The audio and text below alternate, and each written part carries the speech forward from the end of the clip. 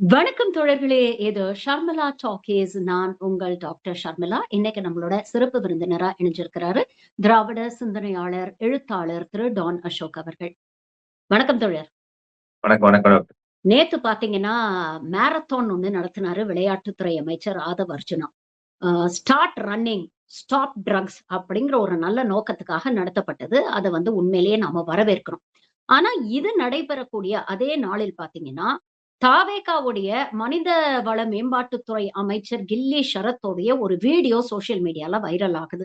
அதாவது 2 வருடங்களுக்கு முன்னால ஒரு ஐபிஎல் மேட்ச்ல அவர் கலந்துகிட்ட போது, அங்க எடுக்கப்பட்ட இந்த ஃபுட்டேஜ். அங்க ஒரு வெள்ள பவுடர செல்போன் மேல வச்சு ஒரு ரூ. 500 தாழால அத மறைச்சுக்கிட்டு, அத அவர் ரொம்ப எக்ஸ்பெர்ட்டா, ரொம்ப புரொஃபஷனலா இருக்கு அவருடைய அந்த handling of the entire scenario நீங்க பார்த்தீங்கன்னா, அது மிகப்பெரிய ஒரு சர்ச்சையை ஏற்படுத்தியிருக்கு. அதுக்கப்புறம் பார்த்தீங்கன்னா, ஷரத் தரப்புல இருந்து அவர் மனைவி, குழந்தை உட்பட ஒரு விளக்கம் ஒண்ணு குடுக்குறாரு.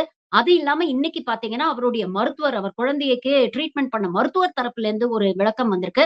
எதுவுமே வெறும் சாட்டிஸ்ஃபாக்டரியா இல்ல. இன்ஃபாக்ட் இன்னும் பல கேள்விகளை தான் இந்த விளக்க வீடியோக்கள் எழுப்புது அப்படிங்கிறத பார்க்கிறோம். ஒரு பக்கம் போதைய ஒழிக்கிறோம் அப்படின்னு சொல்றாங்க. இன்னொரு பக்கம் அமைச்சரே இது போன்ற விஷயங்களுக்கு போறாரு. இன்ஃபாக்ட் அ தேர்தலுக்கு முன்னாலேயே பார்த்தீங்கன்னா, Pudukkottai if I am not wrong subject to correction அங்க குடுத்த கேண்டிடேட் 10, 15 கிலோ கஞ்சாவ அவர் கடத்துனாருங்கிறதுக்காக, அவர் மேல வழக்கு இருந்து பெயில் வாங்கி வெளியில வந்தவருக்கு சீட்டு குடுத்தாங்க. அப்படிங்கிற ஒரு விஷயம் இருக்கு. அப்ப போதைய முதல்ல ஒழிக்கணும்னா, இது போன்ற விஷயங்களை செய்யக்கூடியவர்கள கட்சியில வச்சுக்கிட்டு இத எப்படி ஒழிக்க போறாங்க? அப்படிங்கிறது ஒரு கேள்வி. இவ்ளோ பெரிய சர்ச்சை வந்ததுக்கு அப்புறமும் தாவேகா அரசிடம் இருந்தோ, தாவேகா கட்சியில இருந்தோ எந்தவித ரெஸ்பான்ஸோ, ரியாக்ஷனோ இல்லையே! அதுக்கு தான் அந்த டாக்டர பேச சொல்லியிருக்காங்கல்ல. நீங்க அவங்களோட ரியாக்ஷனே எப்படி இருக்கும்னா, ஒரு பொய் சொல்ல வேண்டியது. அதாவது அந்த பொய் எப்படி இருக்கும்னா, ஊர்ல இருக்கிறவன் எல்லாத்தையுமே தாவேகா காரனாக நினைத்துக் கொண்டு ஒரு பொய்ய சொல்லுவாங்க. நீங்க 30% மக்கள் தான் நமக்கு ஓட்டு போட்டிருக்காங்கங்கிறத மறந்து, மிச்சம் 70% மக்கள் வாழ்றாங்கன்றதே மறந்துரும். அவங்களோட மூளை இருக்கிறது. ஆதவ அர்ஜுனாவெல்லாம் சொல்றேன் குறிப்பா. நேத்து கூட அந்த ட்ரக்குக்காக ஓடுனத பாத்தீங்கன்னா, இந்தியாவிலேயே முதல் முறை ஒரு முதலமைச்சர் ஓடுனாரு. 3 கிலோமீட்டர்ங்கிறாரு. உண்மையிலேயே இந்தியாவுல மாரத்தான் அதுவும் 21 கிலோமீட்டர் ஓடுனது உமர் அப்துல்லா. அவங்கலாம் அமைதியா தான் இருக்காங்க. 3 கிலோமீட்டர் ஓடிட்டு உடனே இந்தியாவிலேயே முதல் முறை. உடனே இதுதான் நாங்க ஃபர்ஸ்ட். நேத்து பாருங்க ஒண்ணும் இல்ல. ஈபில போஸ்டிங் போட்டிருக்காங்க. அதுக்கு பணி ஆணையை முதல்வர் குடுக்குறாரு. என்ன சொல்றேன், போன ஆட்சியில போட்டத நீங்க குடுக்கறதெல்லாம் தப்பு இல்ல. அது மாரி நெறைய கலைஞர் போட்ட திட்டங்கள ஜெயலலிதா தொறந்து வச்சிருப்பாங்க. கோயம்பேடு பஸ் ஸ்டாண்ட் கூட கலைஞர் கட்டுனது. ஜெயலலிதா ஆட்சி மாறிடுச்சு. ஜெயலலிதா கல்வெட்டு தான் இருக்கும். அதெல்லாம் பரவால்ல. ஆனா உடனே அங்க இருக்கிறவங்கள பேட்டி குடுக்க வைக்கிறது. ஆஹா, லஞ்சமே இல்லாம நாங்க பணியாணை பெற்றுட்டோம். எனக்கு புரியவே இல்ல. போஸ்டிங் போட்டாச்சு அங்க. திமுக ஆட்சியில. இப்படி தினமும் பாத்தீங்கன்னா, நீங்க ஒரு பொய் இல்ல. 10 பொய், 15 பொய் இப்படி தொடர்ந்து வந்துகிட்டே இருக்கும். அதுல இந்த மாரி அதீத பொய்கள். ஆதவர்ஜுனா தான் அதுல தலைவரா இருப்பார். நீங்க இந்த ஆதவர்ஜுனா ட்ரக்ஸ், நோ ட்ரக்ஸ்ன்னு ஓடிட்டு, இப்ப வழக்கம் போல பொய் சொன்ன ஆதவர்ஜுனாவையே பிளாஷ்பேக் பார்த்தா, சரக்கு பாட்டில் எடுத்துட்டு போய் மாட்டினவர். நான் என்ன சொல்றேன், சரி சரக்கு பரவால்ல. அது கூட பாருங்க, ஒரு எப்படிப்பட்ட ஒரு இம்பல்சிவ் பிஹேவியர் பாருங்க. அந்த சரக்கு மேல எவ்வளவு ஒரு வெறி இருந்தா, அங்க போய் டெல்லியில கூட போய் டெல்லி சிபிஐ விசாரணைக்கு போறப்பதான் மாட்டினாங்கன்னு நினைக்கிறேன். அங்க கூட போய் 2 பாட்டில் வாங்கியிருக்கலாம். ஆனா என்ன, போற வழியிலேயே குடிக்கணுமா? அந்த ஒரு ஃபிளைட்லயே குடிக்கணுமா? அந்த அளவு ஒரு இம்பல்சிவான ஒரு ஆளு. இங்க வந்துகிட்டு ட்ரக்ஸ பத்தி பேசுறாரு. சரி, அது கூட பரவால்ல. இந்த விளக்கம் இருக்குல்ல, எப்பயுமே இவங்க குடுக்குற விளக்கம், அந்த செஸ் மேட்டர்லயும் சரி, அண்ணன் யாருக்கும் தெரியாம எடுத்துட்டு வந்துட்டாருன்னு சொல்லி, அந்த பையன் முரணா சொல்லி, அதுக்கப்புறம் அந்த பையன புடிச்சு இது பண்ணி அது ஒண்ணு. அது மாதிரிதான் இப்ப இந்த டாக்டரோட இத பார்த்தா, அதாவது என்னன்னா, தமிழ்நாட்டிலே குழந்தைகளே இல்ல. இவங்களுக்கு மட்டும்தான் குழந்தை இருக்கு. முதல்ல முடியாத குழந்தைய மேட்சுக்கு கூட்டு போயிருக்கலாம் நீங்க. ஐபிஎல் மேட்சுக்கு கூட்டு போய் ஏடிஎம் கார்டு எவ்வளவு அழுக்கா இருக்கும். போனு உலகத்திலேயே அழுக்கான டிவைஸ்னு போனது உங்களுக்கு நல்லா தெரியும். கிருமிகள் எனக்கே அருவருப்பா இருக்கும். அப்பப்ப நான் அந்த ஸ்ப்ரே இதை போட்டு இந்த கண்ணாடி துடைக்கிறத போட்டு துடைப்பேன். ஏன்னா நம்ம கண்ட இடத்துல யூஸ் பண்ணுவோம், காதுல வச்சிருப்போம், வேர்வை அழுக்கு. குழந்தைங்கிட்ட எல்லாம் குடுக்குறப்ப கிளீன் பண்ணி கொடுப்போம். இதுல போய் ஒரு மாத்திரையை ஒடிப்பீங்களா நீங்க? மாத்திரையை பொடிச்சு அப்புறம் 500 நோட்டு என்ன பண்ணுது? 500 நோட்டு சுருட்டி என்ன? 500 நோட்டுக்கு வேலை எங்க வந்துச்சு? அப்ப அதாவது என்ன, இருக்கிறவெல்லாம் முட்டாளா? இல்ல அது ரொம்ப தாவேக்காரன காத்து அங்க ரொம்ப காத்து வருது. அதனால அத பொடி அத பறந்து மறைக்கிறாங்க. போயிடக்கூடாதுங்கிறதுக்காக யூஸ் பண்ணேன்னு சொல்லி எவ்வளவு விளக்கம் ஒரு குடுக்குறாங்க. எவ்வளவு ஒரு தந்தையாக, ஒரு பெற்றோராக அவர் கஷ்டப்பட்டு அந்த இதுல செயல்பட்டு இருக்கிறாரு. சரி, அதுல தக் லைஃப் என்ன வந்துச்சு? காத்த மறைச்சதுதான் தக் லைஃபா? எனக்கு புரியலையே. குழந்தைக்கு மாத்திரை கொடுக்கறது தக் லைஃப். நான் கூட தான் இதெல்லாம் மாத்துவேன். அது என்ன பேம்பர்ஸ் எல்லாம் மாத்துவேன். பேம்பர்ஸ் மாத்திட்டு தக் லைஃப்னு போடவா வீடியோ? எனக்கு புரியவே இல்லை. இதுல என்ன தக் லைஃப்? லோகேஷ் கனகராஜ் படத்துல பார்த்ததெல்லாம் நிஜத்துல நடக்குது இவங்க ஆட்சியில. இத வந்து கேட்டா அதுக்கு ஒரு விளக்கம். நீங்க அட்லீஸ்ட் நான் என்ன சொல்றேன்னா, இந்த தாவகக்காரர்கள் ஒண்ணு புரிஞ்சுக்கணும். 30% பேர் தான் உங்களை நம்பி ஓட்டு போட்டிருக்காங்க. மிச்சம் 70% பேர் உங்களை நம்பல. ஏன்னா அவங்க புத்திசாலியா தான் இருக்காங்க. அவங்களையும் நீங்க திருப்பி திருப்பி இப்படி இவ்வளவு முட்டாளா நினைச்சு ஏமாத்திட்டு இருந்தீங்கன்னா, இது வந்து ரொம்ப ரொம்ப ரொம்ப ரொம்ப தமிழ்நாட்டை வந்து சந்திச்சிருக்குது. இப்ப ஆல்ரெடி வட மாநிலம் நம்மெல்லாம் பார்த்து கிண்டல் பண்ணிட்டு இருந்த மாநிலங்கள் எல்லாம் இன்னைக்கு நம்மளை பார்த்து கிண்டல் பண்ற நிலைமையிலதான் விஜயாட்சி இருக்குன்றதுக்கு இது இன்னொரு உதாரணம். இவங்க சொல்றது ஒண்ணு, ஆனா நேர்மாறா நடக்கிறதுங்கிறதுக்கு நிறைய எக்ஸாம்பிள்ஸ் வந்து நம்மளால சொல்ல முடியும். உதாரணத்துக்கு பெண்கள் பாதுகாப்பு தான் எங்களுக்கு வந்து ரொம்ப முக்கியம் அப்படின்னு மேடையில விஜய் பேசுறாரு. ஆனா ஜெயிச்ச உடனே ஸ்ரீவைகுண்டம் எம்எல்ஏ மீதே அந்த கட்சியை சேர்ந்த பெண்ணே பாலியல் புகார் சொல்றாங்க. இது வரைக்கும் வந்து அந்த எம்எல்ஏ மீது எந்த நடவடிக்கையும் எடுக்கல. இத பத்தி சட்டமன்றத்துல கேட்டாலும் பதில் இல்ல. அதே மாதிரி உயர்கல்வித்துறை அமைச்சர் விஸ்வநாத் அவர்கள் மாரத்தான் ஓடிய பெண் குழந்தைகளை தவறான பாணியில தொட்டாரு அப்படிங்கிற வீடியோ வந்து வைரல் ஆச்சு. கிட்டத்தட்ட ஒரு வாரம் கிணத்துல கல்ல போட்ட மாதிரி இருந்தாங்க. நேஷனல் மீடியால இது பேசும் பொருள் ஆகும் பொழுதுதான் விஸ்வநாத் தரப்புல இருந்து ஒரு விளக்கம் வருது. ஆனா அதுக்கப்புறம் பாத்தீங்கன்னா தாவேகா அரசு தரப்புல இருந்து எந்த நடவடிக்கையோ இல்ல எந்த ரியாக்ஷனுமோ எதுவுமே இல்ல அப்படிங்கறத பாக்குறோம். இந்த போதை விஷயத்திலும் இப்போ கில்லி ஷரத் ஆகட்டும், இல்ல அந்த தஞ்சாவூர் எம்எல்ஏ தண்ணி தொட்டி தேடி வந்த கண்ணுக்குட்டி நானு ஆட்டம் போட்டதாக இருக்கட்டும், இல்ல புதுக்கோட்டை எம்எல்ஏ வந்து பெயில் வாங்கி வெளியில வந்து எலெக்ஷன்ல நின்னதா இருக்கட்டும், இது எல்லாமே வந்து எதுவுமே வந்து பேசும் பொருள் ஆக மாட்டேங்குது அப்படிங்கறத நம்ம பாக்குறோம். இப்ப இந்த வீடியோல கூட ஏகப்பட்ட கேள்விகள் எழுப்புது. ஆனா எல்லாத்துக்கும் ஒரு எக்ஸ்பிளனேஷன் கொடுக்குறாங்க. இல்லன்னா இப்ப புதுசா என்ன சொல்றாங்கன்னா, முதலமைச்சர் மாரத்தான்ல ஓடுனாரு. கரெக்ட்டா அன்னைக்கு பார்த்து இந்த வீடியோ எப்படி வெளியில வருது? இது திமுகவின் சதி. திமுக சதி செய்யுது. அப்படிங்கிற ஒரு நரேட்டிவ திரும்ப ஆரம்பிக்கிறாங்க. இத எப்படி பாக்க? இது ரொம்ப சிம்பிளான லாஜிக். நீங்க ஒரு கிளாஸ்ல படிக்காத பசங்க இருப்பானுங்க. அவங்கள விட்டுருங்க. டிசிப்ளினரி ஆக்ஷனுக்கு உள்ளாக்கப்பட வேண்டிய ஒழுக்கமே இல்லாத பசங்க உட்கார்ந்து இருப்பானுங்க சில பேர் எல்லா கிளாஸ்லயும். அவனுங்கள கிளாஸ் லீடர் ஆக்குனாலே விளங்காது கிளாஸ். அவனுங்களை டீச்சர் ஆக்குனா, அவனுங்களை தலைமை ஆசிரியர் ஆக்குனா என்ன நடக்குமோ அதுதான் இன்றைக்கு தமிழ்நாட்டுல நடந்துட்டு இருக்குது. இப்ப உங்களுக்கு எனக்கு முன்னாடியே தெரியும். நீங்க பிளாக் டிக்கெட் இன்னைக்கு ஒண்ணும் இல்லைங்க. பிளாக் டிக்கெட் வித்தவருக்கு அமைச்சர் பதவி, தன்னை வச்சு படம் எடுத்துட்டு படத்தை லீக் பண்ண விட்டவருக்கு டெல்லி தொடர்பாளர் பதவி. எனக்கு என்ன புரியல, தமிழ்நாட்டுக்கும் டெல்லிக்குமான தொடர்புக்கு ஒருத்தர அமைச்சருக்கு நிகரான பதவி கொடுக்குறீங்களா? அவருக்கு என்ன இது இருக்கு? என்ன அவருக்கு எக்ஸ்பீரியன்ஸ் இருக்கு? இல்ல அவருக்கு என்ன இதெல்லாம் வந்து வாரிசுல வராதா? உனக்கு பிளாக் டிக்கெட் வித்தவன், உன்னை வச்சு படம் எடுத்தவன், உனக்கு கேரவேன் ஓட்டினவன், இது உனக்கு மேக்கப் போட்டவன், எல்லாத்துக்கும் கொடுக்கறது பேர் வந்து வாரிசுல வராதா? இது வாரிசோட மோசமே இல்லையா? இது இது இதையும் நம்ம வந்து சேர்த்துக்கணும். ஸ்ரீநாத் அமைச்சர், ஸ்ரீநாத் யாரு? உனக்கு பிளாக் டிக்கெட் வித்தவரு. அப்புறம் யாரு? தமிழன் பார்த்திபன். உங்க உங்க படத்துல வந்து ஜெகதீஷ் பழனிசாமி. இவங்களுக்கெல்லாம் என்ன அரசியல் அனுபவம் இருக்கு? இல்ல என்ன அப்ப பிராக்டிகல் எக்ஸ்பீரியன்ஸ் இருக்கு? சட்ட வல்லுநர்களா? இந்த அரசு இந்த முதல்ல இது அரசுன்னு சொல்றதுக்கே நாக்கு கூசுது. இது இது இது வந்து இவ்வளவு மோசமான ஒரு ஆட்களால ஒரு அரசு கட்டமைக்கப்பட்டா அந்த அரசுல குற்றம் நடக்காம என்ன செய்யும்? குற்றவாளிகளுக்கு என்ன தோணும்? நம்மள மாதிரியே இருக்கவங்க தான் ஆட்சியில இருக்காங்க. ஒண்ணும் இல்ல. மோடி ஆட்சிக்கு வந்ததுக்கு அப்புறம் நான் திருப்பி திருப்பி ஏன் இந்த ஒப்பிட சொல்றேன்னா, மோடி ஆட்சிக்கு வந்ததுக்கு அப்புறம் எப்படி இந்த இந்துத்துவ பயங்கரவாதிகளுக்கு எல்லாம் அமைதியா டார்மெண்டா இருந்த சமூகத்துல டார்மெண்டா இருந்த கிருமிகள்லாம் வேலை பார்த்த மாதிரி அவன்லாம் எப்படி வெளியே வந்து கவுலிஞ்சிங் பண்ணானோ, எப்படி தலித்துகள் அடிச்சானோ, எப்படி முஸ்லிம்கள் அடிச்சானோ, அது மாதிரி இப்படி சட்டவிரோதமான ஆட்கள் எல்லாம் மேல வந்ததுக்கு அப்புறம் நீங்க ஒண்ணும் இல்லைங்க. பிளாக் டிக்கெட் வித்தவங்க, டிக்கெட் வாங்கி கொடுத்தவங்க, இதை பண்ணவங்க, அதை பண்ணவங்க, ரொம்ப சொல்லனா விஷயங்கள் எல்லாம் பண்ணவங்க எல்லாம் இன்னைக்கு அதிகாரத்துக்கு வந்த உடனே சமூகத்துல இருக்கிற குற்றவாளிகளுக்கு ஆட்டோமேட்டிக்கா பயம் போக தானே செய்யும். தன்னை அப்படியே கண்ணாடியில பாக்குற மாதிரி தானே அவன் அந்த அரசை பார்ப்பான். அப்ப இதுதான் இந்த அரசினுடைய மிகப்பெரிய ஒரு நெகட்டிவான விஷயமா பாக்குறேன். மத்தபடி இவங்க எப்படிங்க சரி பண்ணுவாங்க? நீங்க கூச்சமே படாம ஒரு உங்களுடைய அறிவு எந்த அளவு இருக்குன்னா, ஒரு தப்பு செய்யறது ஒண்ணு சரியா? ஒரு தப்பு செய்யறது ஒண்ணு, அது எல்லாருமே பண்ணுவாங்க, சில பேர் பண்ணுவாங்க.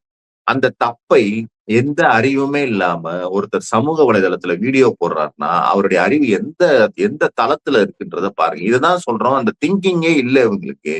இவங்கள அமைச்சர் ஆகிற ஒரு ஆளுக்கு இந்த இதை ஏடிஎம் கார்டை வச்சு இப்போ இதை பண்றோமே, அதை போய் நம்ம வீடியோ தக் லைஃப்னு போடுறோமேன்னு நம்ம அவர் அறிவு இல்லாம பண்ண ஒருத்தர் அவங்க தொண்டர்கள் எப்படி இருப்பாங்க?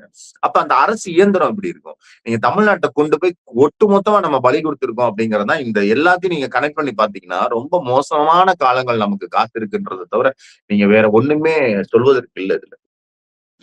இதுல இன்னொரு விஷயமும் நம்ம பார்க்க வேண்டியிருக்கு. அந்த வீடியோலயே நீங்க பார்த்தீங்கன்னா கூட, எந்த ஒரு ஃபுட்டேஜ்லயும் அவர் மனைவி, குழந்தை இருக்கிறதாவே தெரியல. அப்ப உண்மையிலேயே அவங்க அந்த ஐபிஎல் மேட்ச்சுக்கு போனாங்களா? இல்லையா? அப்படிங்கிறதே ஒரு மிகப்பெரிய கேள்விக்குறி. ஆனா இந்த வீடியோ ஒரு குளோஸ்ட் குரூப்ல போட்ட வீடியோ இன்னைக்கு வெளிச்சத்துக்கு வந்து இது வைரல் ஆகுதுன்னோன, மனைவி, குழந்தைய பக்கத்துல நிக்க வச்சுக்கிட்டு ஒரு விளக்க வீடியோ போடுறாரு அமைச்சர். மனைவி, குழந்தைகளை இப்படி எக்ஸ்போஸ் பண்ண வேண்டிய ஒரு தேவையோ, அவசியமோ ஃபர்ஸ்ட் இல்ல அப்படிங்கிறத நம்ம கேள்வி கேட்க வேண்டியிருக்கு. 2வது நான் சொன்ன மாதிரி இவ்ளோ புரொஃபஷனலா இந்த விஷயத்த வந்து அவர் ஹேண்டில் பண்றாரு அப்படிங்கும் பொழுதே, இதுல அவருக்கு தொடர்ந்து அனுபவம் இருக்கா? அப்படிங்கிற ஒரு கேள்விய நம்ம கேட்க வேண்டியிருக்கு. அப்ப ரெகுலரா இது போன்ற ஆக்டிவிட்டீஸ்ல ஈடுபடுறவங்களுக்கு, எங்கேருந்து இத சோர்ஸ் பண்ணணும்? என்ன நெட்வொர்க் இருக்கு? இதுக்கு பின்னால யாரெல்லாம் இயங்குறாங்க? அவங்களுடைய கான்டாக்ட்ஸ் என்ன? அப்படிங்கிறது ஓரளவுக்கு தெரியாம இருக்கிறதுக்கான வாய்ப்புகள் இல்ல. இப்ப இன்னொரு எம்எல்ஏ கேண்டிடேட்டும் அந்த மாதிரி தான். 15 கிலோ கஞ்சா வந்து அவர் கடத்துனாரு அப்படின்ட்டு கைதாகி பெயில்ல வெளியில வராருன்னா, ஒருத்தர் பர்சனல் யூஸ்க்காக 15 கிலோ வச்சிருக்க மாட்டாரு. அப்போ ஏதோ ஒரு நெட்வொர்க் அவர் ரன் பண்றாரு அப்படின்னு தான் நம்ம பார்க்க முடியுது. இதே திமுக ஆட்சி காலத்துல இது போன்ற ஒரு சம்பவம் நடந்து ஜாஃபர் சாதிக்ன்னு ஒருத்தர் கைது செய்யப்பட்ட பொழுது, இந்த என்டையர் ஈகோ சிஸ்டம் எப்படி பதறுனாங்க, எப்படி பொங்கி எழுந்தாங்க அப்படிங்கிறதெல்லாம் நம்ம பார்த்தோம். ஏதோ ஜாஃபர் சாதிக்கு நேரா ஸ்டாலினோட இன்ஸ்ட்ரக்ஷன்ஸ் மூலமாக இதெல்லாம் செஞ்ச மாரி ஒரு விஷயத்த வந்து கிரியேட் பண்ணாங்க. இப்ப வந்து இதற்கான ரியாக்ஷனே வந்து ரொம்ப டல்லா, எதுவும் பரவால்ல ஏதோ பண்ணிட்டாருப்பா. அதான் விளக்கம் குடுத்துட்டாரே. அத ஏத்துக்கிட்டு கடந்து போங்க. அப்படிங்கிற மாரி ஒரு ஒரு மனநிலை இருக்குதே. இத எப்படி பார்க்கிறது? கடந்த காலத்துல ரொம்ப தீவிரமாக இதை எதிர்த்து குரல் கொடுத்த குரல்கள் எல்லாம் நடுநிலையாளர்களா இருக்கட்டும், பத்திரிகையாளர்களா இருக்கட்டும், மீடியா மெயின் ஸ்ட்ரீம் மீடியாவா இருக்கட்டும், இத வந்து கண்டுக்கவே மாட்டாங்க. கண்டுக்காம கடந்து போறாங்களே. இத எப்படி மீடியாவை எல்லாம் வாங்கிட்டாங்க. நீங்க மீடியா எல்லாம் இதுக்காகவே காத்திருக்குது. நீங்க நம்ம பேர் சொல்லியே பேசலாம். ஷபீர்ன்னு ஒருத்தர்லாம் இருப்பாரு. தூய்மை பணியாளர்கள் சென்னையில போராடினதுக்கே எவ்வளவு பெருசா செந்தில்வேல் கூட ஒரு இதுல அவரையே வச்சுட்டே லைவ்ல வச்சுட்டே கேட்டாரு. இப்ப தூய்மை பணியாளர்களை எல்லாத்தையுமே பிரைவேட் பண்ண போறாங்கன்னு சொல்லி போராடுறாங்க. எங்கேயாவது சத்தம் வருதா?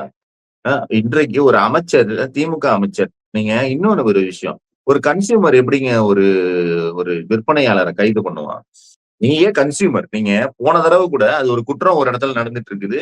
கவர்மெண்ட் இருக்குது. கவர்மெண்ட்ட தடுக்கிறதுக்கு போலீஸ் போட்டாங்க. இது ஒரு ஆக்ஷனபிளா ஒண்ணு வந்து நடக்குது. இங்க நீ நீ வந்து கன்சியூமர். இப்ப இந்த இந்த இல்லீகல் ப்ராடக்டோட கன்சியூமர் அமைச்சரா இருக்கும்போது அது அவர் எப்படி போதையை வந்து அடுத்த இது பண்ணுவாரு? எப்படி தடுக்க முடியும்? இந்த மாதிரி கேள்விகள் தானே மீடியா முன்வைக்கணும். அந்த இதுல மீடியால இருக்கிற அந்த மயான அமைதி பாருங்களேன். சுத்தமா சத்தம் இல்ல. திமுக காரனை தவிர அல்லது இந்த அரசின் மீதான உண்மையான கோபம் இருக்கிற அல்லது சமூகத்தின் மீதான அக்கறை இருப்பவர்களை தவிர யாருமே பேசல. மீடியாவினுடைய அதுவும் இந்த டெஃபனிங் சைலன்ஸ் இருக்குல்ல, அது ரொம்ப ரொம்ப ரொம்ப ரொம்ப கேவலமாக கோடி மீடியாலாம் வந்து லட்சம் மடங்கு பரவாயில்ல. அர்ணா கோஸ்வாமி எல்லாம் கிண்டல் பண்ணோம். ஆனா நம்ம கூட இத்தனை அர்ணா கோஸ்வாமி உட்கார்ந்து இருக்காங்கன்றது நமக்கு இந்த ஆட்சி வந்ததற்கு பிறகுதான் தெரியுது. எவ்வளவு அசிங்கமா அமைதியா இருக்காங்க பாருங்க. இது இது வந்து மக்களுக்கு செய்யற துரோகம்ன்றதுல அவங்களுக்கு துளி கூட அவர்களுக்கு ஒரு கவலையே இல்லை. ஒட்டுமொத்தமாக தமிழக மீடியா வந்து விலை போயிருக்கின்றதை தவிர இதுல சொல்வதற்கு ஒண்ணும் இல்லை. அமைச்சர் செங்கோட்டையன் அவர்கள் நேத்து பேசினது மறுபடியும் ஒரு சர்ச்சையை ஏற்படுத்தியிருக்கு அப்படிங்கிறத பாக்குறோம். திமுக ஆட்சி காலத்துல ரிட்டையர்டு ஜஸ்டிஸ் சந்துரு அவர்கள் தலைமையில ஒரு ஆணையத்தை அமைச்சு பள்ளி கல்வி நிலையங்கள்ல வந்து சாதிய பாகுபாடுகளை குறைக்கிறதுக்கு என்னெல்லாம் பண்ணணும் அப்படின்னு ஒரு கமிட்டி பண்ணி அவங்க ஆய்வு செய்து ஏகப்பட்ட ரெக்கமெண்டேஷன்ஸ் எல்லாம் கொடுத்திருக்கிறாங்க. ஆனா இன்னைக்கு நேர் எதிரா பாத்தீங்கன்னா அரசு பள்ளி மாணவர்களுக்கு கொடுக்கக்கூடிய ஐடி கார்டுல அவர்களுடைய சாதியை நாங்க மென்ஷன் பண்ண போறோம் அப்படிங்கிற ஒரு நிலைப்பாடை வந்து நேத்து வந்து அமைச்சர் செங்கோட்டையன் அவர்கள் வெளிப்படுத்துறாரு. விஜய்க்கு அனுபவம் இல்ல, விஜயோடைய அரசு வந்து புதுசு, அவங்களுக்கு வந்து ஆட்சி அனுபவம் இல்ல அப்படின்னு சொல்லலாம். ஆனா செங்கோட்டையன் அவர்கள் ஒரு மூத்த அமைச்சரா இருந்தவர், பல்வேறு ஆட்சிகள்ல இருந்தவர், பல்வேறு பொறுப்புகள்ல இருந்தவர். அவருக்கு வந்து இதனுடைய கான்சிக்வென்சஸ் தெரியாதா? ஒரு ஸ்டூடெண்ட் ஐடில சாதிய வந்து நீங்க மென்ஷன் பண்றதுனால என்னென்ன பாதிப்புகள் வரும்? இதனால என்ன ஒரு எதிர்மறையான ஒரு விஷயம் வந்து சமூகத்துல வரும். இவ்வளவு நாள் வந்து பேர்லயே கூட அந்த சாதி வராத அளவுக்கு வந்து தமிழ்நாட்டுல இருக்கக்கூடிய மக்கள் வாழ்ந்துகிட்டு இருந்தாங்க. அத சொல்றதே என்னுடைய சாதி இது அப்படின்னு அந்த பேரோட சேர்த்து சொல்றதையே வந்து ஒரு அசிங்கம், ஒரு அவமானம் அப்படின்னு நினைக்கக்கூடிய ஒரு தமிழ்நாட்டுல ஸ்டூடெண்ட்ஸ்க்கு வெளிப்படையா இந்த ஸ்டூடெண்ட்டுடைய ஜாதி இது அப்படின்னு ஒரு ஐடி கார்டுல போடுறதுனால என்ன கான்சிக்வன்சஸ் வரும்னு நினைக்கிறீங்க? தமிழ்நாடு எங்க கொண்டு போயிட்டு இருக்கான்? இல்ல எவ்வளவு பெரிய ஒரு குற்றம் அது. அது வந்து குற்றம் எவ்வளவு பெரிய ஒரு அசிங்கம். அது ஒரு அமைச்சர் வந்து பிரஸ்கிட்ட வந்து சொல்றாரு. பிரஸ்ல இருந்து ஒருத்தன் கூட கேள்வி கேட்கல. எதிர் கேள்வி கேட்கல. இத போடலாமான்னு எனக்கு ரொம்ப ஆச்சரியமா இருக்கு. இன்னொன்னு செங்கோட்டையன் சொல்லலாமான்னா, அனுபவம் வாய்ந்தவர்கள், நீண்ட நாள் உயிர் வாழ்பவர்கள் எல்லாம் நல்லவர்கள்ன்னு அவ அவசியம் இல்ல. வாச்சாத்தியில செங்கோட்டையன் என்ன கொல்ல பார்த்தாருன்னு சொல்ற சண்முகம் தான் இன்னைக்கு அங்க போய் உட்கார்ந்துருக்கிறாரு. செங்கோட்டையன் அவரும் ஒண்ணா இருக்கிறத நம்ம பார்க்கிறோம். ஆக வாச்சாத்தி குற்றவாளிகிட்ட நீங்க வேற என்ன எதிர்பார்க்க முடியும்? வாச்சாத்தியை விட ஒரு கொடூரமான சம்பவம் தமிழ்நாட்டுல நடந்திருக்குதா? அதில் முக்கியமான ஒரு ஆளான செங்கோட்டையன்ட்ட நீங்க போய் என்னத்த எதிர்பார்க்க முடியும்? அப்ப இது பத்திரிக்கைக்காரங்க ஏன் கேட்கல? ஏன்பா ஏன் எதை நம்ம மறைச்சு வைக்கணுமோ, போன ஆட்சியில கயிறு கட்டினதுனால, இந்த கலர் கலர் கயிறு பசங்க கட்டுறதுனால வர்ற சம்பவங்களையே பள்ளி கல்வித்துறை அமைச்சர் மகேஷ் பொய்யாமொழிலாம் வந்து நிறைய முறை அதை வந்து கண்டிச்சிருக்கிறாரு. அதற்கான நடவடிக்கைகள் எடுக்கப்படும் சொல்லியிருக்கிறாரு. மறைமுகமாக ஜாதியை வெளிப்படுத்துறதே தப்புன்னு சொல்றது இல்ல. ஐடி கார்டுல தொங்க விட்டா அந்த பசங்க எப்படிங்க இப்ப ஒருத்தன் எப்படிங்க முதல்ல ஃப்ரெண்ட் ஆகும் முதல்ல? இப்ப இப்ப இப்ப பிளட் குரூப்னா நேச்சுரலா இப்ப உடம்புல வந்து பிளட் குரூப் இருக்கு. அது எதுக்குன்னா ஒரு அவசரத்துக்கு எழுதுறாங்க. இவரு கூச்சப்படாம சொல்றாரு பிளட் குரூப், ஜாதி, ஜாதி விவரங்கள் எல்லாமே இருக்குன்னா அசிங்கமா இல்லையா சொல்றப்ப? நீ அதிமுகல இருந்தானே வந்த. அதிமுக என்ன அண்ணா திராவிட முன்னேற்ற கழகம் தானே. பேரளவு கூட நீங்க ஒரு நல்ல இடத்துல ஒரு 50 வருஷம் இருந்தா அந்த பேரளவுல கூட அவன் மண்டையில வந்து என்ன திராவிடம்னா என்ன, அண்ணானா என்னங்கிறது ஏறல. அப்ப எவ்வளவு சரியான ஆள் தாவேக்காக்கு போயிருக்காரு பாரு. நீங்க செங்கோட்டையன் செங்கோட்டையன் வந்து செங்கோட்டையன் வந்து ஒரு தாவேக்காக்காரர் தான். 50, 80 வருஷத்துக்கு முன்னாடி பொறந்துட்டாரு. தாவேக்கா ஆரம்பிக்கிறதுக்காக காத்திருந்த மாதிரியே தான் இருக்கு அவருடைய செயல்பாடுகளை தவிர, புதுசா வந்திருக்கிற இந்த கீர்த்தனாக்கும் இவங்களுக்கும் என்ன வித்தியாசம்னு எனக்கு தெரியல. இத கண்டிப்பா அங்க இருக்கிற கம்யூனிஸ்டுகளும், விசிகாவும் இன்னொருத்தர் வந்து சோஃபாக்கு புதுசா விளக்கம் கொடுத்தாரு. சோஃபானா சமூக நீதி, OFAக்கெல்லாம் என்னமோ பெருசா விளக்கம் கொடுத்துட்டு விஜய்கிட்ட வேற பாராட்டு வாங்கினாரு ஒரு அமைச்சர். அவர்லாம் வந்து தட்டி கேட்கணுங்கிறது என்னுடைய தாழ்மையான ஒரு வேண்டுகோளா வச்சிருக்கேன். இது வந்து யூபி, குஜராத்தை விட கேவலமான ஒரு நிலைமைக்கு தமிழ்நாட்டை கொண்டு சென்று விடும். இல்ல ரொம்ப சிம்பிளான ஒரு விஷயத்த சும்மா அப்படியே போற போக்குல அவர் சொல்லிட்டு கடந்து போயிடுறாரு. யோசிச்சு பாருங்க ஐடி கார்டுல இருக்குன்னா, முதல்ல கிளாஸ்ல பசங்க உட்காரும்போதே அந்த ஐடி கார்ட பார்த்து ஓகே, நம்மலாம் ஒரு சமூகம்னு இந்த தனியா உட்கார்றது, ஆமா, ஒரு ஆமா. கேங் ஃபார்ம் பண்றது, அதே மாதிரி ஒரு பேட்ரியார்க்கிய கூட ஒரு ஆணாதிக்க ஒரு சிந்தனைகள கூட இது அதிகமா வந்து இது நடைமுறைப்படுத்தும்ல. இப்ப அவங்க சாதிய சமூகத்தைச் சேர்ந்த ஒரு பெண் வந்து வேற ஒரு சாதி சமூகத்தைச் சேர்ந்த ஒரு பையனோட எதார்த்தமா பேசினா கூட, "நீ ஏன் அவன் கூட பேசுற?" அப்படின்னு கேட்கக்கூடிய ஒரு நிலைமை ஏற்படும். ஆ அவங்களுக்குள்ளேயே ஒரு சின்ன வயசுலயே வந்து அந்த விளையும் பயிர் அந்த காலகட்டத்திலேயே அவங்களுக்குள்ள ஒரு ஏற்றத்தாழ்வு சிந்தனைகளை வந்து நிலைநிறுத்தக்கூடிய இது எவ்வளவு வயலன்ஸ வந்து உருவாக்கும். நீங்க சட்டம் ஒழுங்க வந்து ஒரு சீர் செய்யணும் ஒரு பக்கத்துல பேசுறீங்க. ஆனா சட்டம் ஒழுங்க சீர்குலைக்கக்கூடிய இது போன்ற நடவடிக்கைகளை இன்னொரு பக்கம் நீங்க எடுத்தீங்கன்னா, இது நாளைக்கு அடுத்த தலைமுறை அப்படின்னு சொல்றோம்ல. இந்த நெக்ஸ்ட் ஜெனரேஷன் தான் அவங்களுடைய டார்கெட்டா இருக்கா? இன்னைக்கு நீங்க பள்ளிக்கூடங்கள்ல போயிட்டு கூட கட்சி சம்பந்தமாட்ட நிகழ்ச்சிகள் நடத்துறாங்க. விஜய்க்கு வந்து வாழ்க சொல்ல வைக்கிறாங்க. திரைப்பட பாடல்கள பாட வைக்கிறாங்க. கட்சி நிகழ்ச்சிகளுக்கு ஸ்கூல்ல இருந்து ஆட்டோ வச்சு கூட்டிட்டு போறாங்க. ஒட்டுமொத்த அடுத்த தலைமுறையே வந்து ஒரு திசை திருப்பக்கூடிய ஒரு வேலையில ஈடுபடுறாங்களோன்னு ஒரு அச்சமா இருக்கே தோழர்.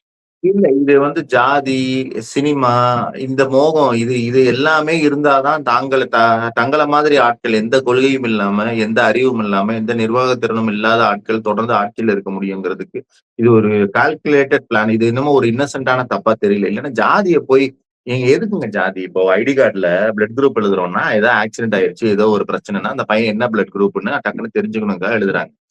அட்ரஸ் அதே மாதிரிதான். எங்க கொண்டு போய் சேர்க்கணும். ஃபோன் நம்பர் அது மாதிரிதான். விவரம் ஜாதிய வச்சு என்னங்க அந்த பையன பார்த்து தெரிஞ்சு இவங்க செய்ய போறாங்க.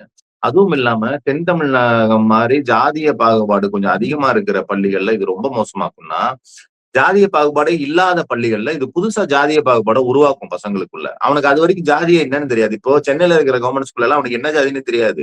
அவன கொண்டாந்து இப்ப வந்து அப்படியே நீ என்னது இதுவா? நான் இதுவான்னு அவன் அப்பதான் பார்க்கவே ஆரம்பிப்பான். கம்யூனிட்டி சர்டிபிகேட் எல்லாத்துட்டையும் இருக்கும். பீரோல இருக்கும். அத வந்து அவன் கொண்டு போய் எங்கேயாவது கொடுப்பான். அத வந்து மாணவர்கள்ட்ட சக மாணவன்ட்ட காட்டிட்டு இருக்கிறான். இப்ப என் கூட படிச்ச எத்தனையோ மாணவர்களோட ஜாதி எனக்கு தெரியாது. 20, 30 வருஷத்துக்கு முன்னாடியே அதான் நிலைமைனா, இப்ப கொண்டாந்து இதை இன்ட்ரோடியூஸ் பண்ணா இது எவ்வளவு ஒரு அசிங்கங்க இது. இவ்வளவு சாதாரணமா நம்ம பெரியார் மன்னவர் நீங்க நிறைய சம்பவங்கள் கேட்கலாம் கேள்விப்படலாம். நான் முன்னாடி கூட ஒரு கட்டுரை எழுதினேன். குஜராத்ல தொடர்ந்து ஒரு அம்மா என்ன பண்ணியிருக்கிறாங்கன்னா, அந்த ஸ்கூல்ல படிக்கிற பட்டியலின மாணவர்கள மட்டும் அந்த ஸ்கூலினுடைய மெயின் ஹாலையும், பாத்ரூமையும் கழுவ விட்டுருக்காங்க. அப்ப நான் என்ன எழுதியிருந்தேன், இது தமிழ்நாட்டுல சாத்தியமே இல்லாத. முதல்ல அங்க வந்து ஒருத்தருடைய ஜாதிய கண்டுபிடிக்க பெரிய நீங்க கஷ்டமே பட வேண்டியதில்ல. உன் பேர் என்னன்னு கேட்டாலே தெரிஞ்சிரும். இங்க ஒருத்தர் அத பண்ணணும்னா, உன் சொந்தக்காரங்க யாரு? உன்னோட இவங்க யாரு? நீ எந்த ஊரு? நீ எந்த ஏரியா? இப்ப கிராமங்கள்ல கூட ஏரியாவா இருக்காங்க. நீங்க சென்னையில எல்லாம் கண்டுபிடிக்கிறது ரொம்ப கஷ்டம். இப்படி முன்னேறி அதே மாரி நம்மளோட பத்திரிகைகள் எடுத்து பாருங்க. பத்திரிகையில நம்மளோட தாத்தா பேரு, அதுல வந்து ஜாதி இருக்கும். அடுத்து அப்பா பேரு, நம்ம பேர் இருக்காது. இன்னும் இந்த ஜெனரேஷன்ல பார்த்தா, தாத்தா பேர்லயே ஜாதி இருக்காது. அது அப்படியே காணாம போச்சு பத்திரிக்கையில இருந்து. அப்ப இவ்வளவு ஒரு முன்னாடி நம்ம வந்துட்டு இருக்கிறத, நீ கூச்சப்படாம ஐடி கார்டுல குடுப்பேன்றியே, ஏன் நெத்தியில பச்சை குத்தி விட்டுறேன். இந்த 10 மீன் ஒண்ணு வடிவேலு காமெடியில வரும்ல, 10ன்னு எழுதிருக்கும். அது மாதிரி நீ எல்லாத்துக்கும் ஜாதிய பச்சை குத்திட்டு அலைய. ஆனா என்ன, முதல்ல உன்னோட இதுல இருந்து ஆரம்பி. நான் என்ன சொல்றேன், இந்த அமைச்சர் என்ன பண்ணணும், நெத்தியில பச்சை குத்திக்கணும். விஜய் என்ன பண்ணணும், தன்னுடைய ஜாதிய பச்சை குத்திக்கணும். நான் ஜாதிய ஒழிச்சிட்டேன். இன்னொன்னு நீ என்ன சொல்லிட்டு ஆட்சிக்கு வந்த? நாங்க ஜாதிய ஒழிச்சிட்டோம், காசை நீ ஜாதி பார்த்துதான் நிப்பாட்டின. அதனாலதான் இதுல செங்கல்பட்டுல பிறந்த ரமேஷை கொண்டு போய் இதுல ஸ்ரீரங்கத்துல நிப்பாட்டி ஜெயிக்க வச்சு இதாக்கி இருக்கிற அறநிலையத்துறை. அதுவே பொய்ன்றதை விடுங்க. ஆனா நீ ஒண்ணு வந்து பீத்திக்கிறல்ல, ஜாதியை ஒழிச்சிட்டேன், மதத்தை ஒழிச்சிட்டேன், ஜாதியை ஐடி கார்டுல கொண்டு வர. எவனுமே கேட்க மாட்டாங்க. திமுக காரனை தவிர, திமுக ஆதரவை தவிர, சமூக நீதியில அக்கறை இருக்கிறவனை தவிர. அதாவது அதுதான் நான் திருப்பி திருப்பி சொல்றது என்னன்னா, அந்த ஆட்சி நடக்கிறது மெஜாரிட்டி ஆட்சி இல்ல. சமூக நீதி பேசுகிற சில பேருடைய ஆதரவுல நடக்குது. தயவு செஞ்சு இவ்வளவு கொடூரம், நீங்க மத்த குற்றங்களையாவது நீங்க என்னமோ பண்ணுங்க, உருட்டுங்க, ஆதரிங்க. இவ்வளவு கொடூரமாக தமிழ்நாட்டினுடைய அடிப்படையை சீரழிக்கிற செயல்கள்ல தாவேகா ஈடுபடும் போதாவது வன்னியரசு போன்றவர்கள், திருமா போன்றவர்கள் வாயை திறக்க வேண்டும்னு நான் ஒரு கோரிக்கையாக வைக்கிறேன். திமுகவை தவிர யாருமே இத வந்து எதிர்க்கல அப்படின்னு ஒரு விஷயத்த பதிவு பண்றீங்க. ஆனா திமுகவே ரொம்ப தீவிரமா இது போன்ற விஷயங்களை எதிர்க்கலையோ அப்படின்னு தோணுது. இப்போ ஒரு அமைச்சர் வெளிப்படையாக இந்த மாதிரி ஒரு வீடியோ வெளியில வருது. உயர்கல்வித்துறை அமைச்சர் சம்பந்தமான ஒரு வீடியோ வெளியில வருது. இது போன்ற குற்றச்சாட்டுகள் வரும்போது நேரடியா டிஎம்கே உடைய லீகல் விங் என்ன பண்ணிக்கிட்டு இருக்கிறாங்க அப்படிங்கிற கேள்வியும் மக்கள் எழுப்புறாங்க. கேஸ போடுங்க. அமைச்சர்களை வந்து அக்கவுண்டபிள் ஆக்குங்க, ரெஸ்பான்சிபிள் ஆக்குங்க. ஏன் வெறும் கண்டன பதிவுகளோட நிறுத்துக்கிறீங்க? அப்படிங்கிற கேள்வி கேட்கறாங்க. இறங்கி ஏன் போராட்டம் பண்ண மாட்டேங்கிறீங்க? அப்படிங்கிற கேள்வி வருது. என்ன தயக்கம் திமுகவுக்கு? ஒருவேளை இல்லைங்க. விஜய் எக்ஸ்போஸ் ஆகட்டும் அப்படின்னு வெயிட் பண்றாங்களா? அப்படி இல்லன்னா நம்ம என்ன சொன்னாலும் இப்போ மக்களுடைய மனநிலை வந்து விஜய்க்கு ஆதரவாக இருக்கிறதுனால, நம்ம பெருசா சொன்னாலும் அது எடுபட மாட்டேங்குது. அது நமக்கு எதிரா தான் திரும்புது. அதனால பொறுத்திருந்து பார்ப்போம் அப்படிங்கிற ஸ்ட்ராட்டஜிய கையில எடுக்குறாங்க. இல்லங்க 2 விஷயம். ஒரு ஒரு முக்கியமான விஷயம் என்னன்னா, நான் நேத்து கூட ஒரு வீடியோ போட்டிருந்தேன். நம்ம வந்து வழமையான ஒரு கட்சியை எதிர்த்து சண்டை போடல. ஒரு கட்சி ஆட்சிக்கு வரல. வந்திருக்கிறது ஒரு கல்ட். அந்த கல்ட்டினுடைய பிலீவர்ஸும் நேத்தே பார்த்தீங்கன்னா, அந்த கல்ட்டின் மீதும், அந்த கல்ட்டின் தலைவன் மீது நம்பிக்கை இருப்பவர்கள், அந்த அமைச்சரோட வீடியோல போய் நீங்க என்ன சொன்னாலும் எங்க அண்ணன் தான்டா 10 இன்னும் அடுத்த 50 வருஷத்துக்கு எங்க அண்ணன் தான்டா. இவ்வளவுதான் அவங்களோட அறிவு இருக்கும் பொழுது, நீங்க இது ஒரு வழக்கு போடுவதன் மூலமோ, அல்லது எதிர்த்து போராட்டம் பண்ணுவதன் மூலமோ, இன்னமும் நம்ம வந்து இவர்களுடைய வெறுப்பை இத எப்படி ஹேண்டில் பண்றதுன்னு நமக்கு புரிகிறது. இந்த ஸ்ட்ராட்டஜி இவர்களை ஹேண்டில் பண்ணுவதற்கான ஸ்ட்ராட்டஜியை உருவாக்குவதற்கே ரொம்ப சரியா அதை வந்து செய்வது. அதுவும் திமுக மாதிரி இப்ப நான் என்ன வேணா செய்யலாம் தனிப்பட்ட முறையில.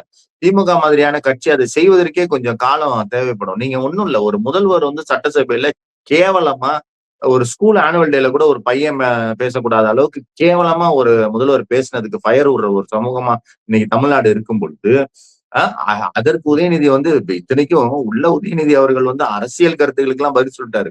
நீ வந்து பார்ட்டி பண்ணுங்கிற, எந்த பார்ட்டி பண்ணுன்னு சொல்லி நாங்க பாக்குறோம்னு சட்டசபையிலே சொல்றாரு. அதுக்குதான் ஃபயர் விடணும் நியாயமா.